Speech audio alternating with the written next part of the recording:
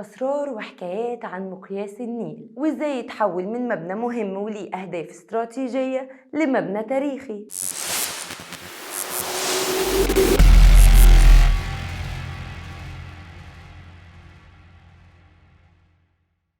مقياس النيل واللي بيعتبر من أهم الآثار المصرية الإسلامية وأقدمها، واللي كان ليه دوره وأهميته لدرجة إن هو كان بيحدد مصير المصريين كل القرون اللي فاتت. طب كان إيه الهدف الأساسي لبناء مقياس النيل وإيه قصته؟ مقياس النيل ساعد كتير في معرفة منسوب المياه، وكان الوسيلة الوحيدة اللي منها المزارعين بيقدروا يحددوا مستوى معيشتهم، ومن خلالها كان بيتم احتساب عملية الضرائب العادلة للمصريين. ولو دخلت وشفت مقياس النيل هتستعجب من تصميمه، وهو عبارة عن عمود رخامي طوله حوالي 19 ذراع، جواه بير متبطن بالحجارة، جدرانه منقوش عليها آيات قرآنية، وكمان علامات القياس اللي كان بيتم استخدامها لتحديد مستوى الفيضان. والحقيقة إن الناس دي ما كانتش بتعمل الآثار من غير علم ومعرفة، فلو ركزت شوية هتلاقي إن طول العمود 19 ذراع، واللي بيعتبر أكبر من المنسوب الطبيعي للمية، واللي المفروض ما يزيدش ولا يقل عن 16 ذراع، لأن ببساطة لو قل هيحصل جفاف وبالتالي هيقل المحصول، ولو زاد هيحصل فيضان وهيقضي على المحصول كله. والعالم الأوزبكستاني أحمد الفرغاني واللي أنشأ المقياس راعى الطبيعة في كل حاجة حوالين المقياس، وصمم قاعدة البئر اللي فيه العمود من شجر الجميز، لأنه معروف عنه إن هو بيقدر يمتص الهزات الأرضية، وإن هو كمان ما بيتأثرش بالمية. البير اللي فيه عمود المقياس مكون من 3 مستويات ومحتاج 37 درجة سلم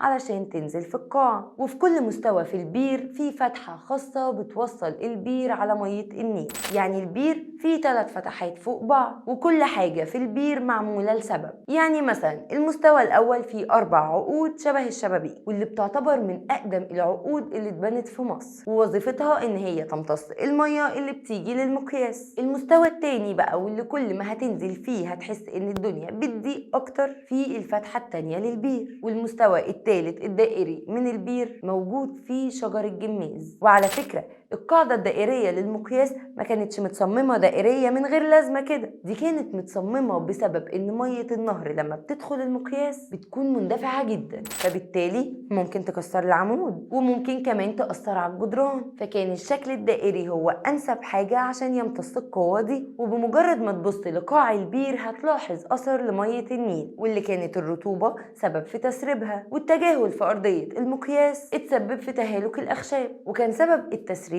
دي هي ارتفاع مية النيل في الصيف واحتياجها لوقت كبير عشان تنشف. وفي الآخر بعد توقف العمل بمقياس النيل وتحويله لأثر تاريخي بعد إنشاء السد العالي، قررت الحكومة المصرية إنشاء مقياس حجري بيبعد 50 كيلو متر عن المقياس ده، وبينتهي دور أقدم مقياس في التاريخ، وبيكون شاهد على مر العصور على ثورة نهر لم يهدأ ولم يتوقف إلا مع انتهاء بناء السد العالي، لتغلق الأبواب الداخلية والخارجية في وجه المياه للأبد.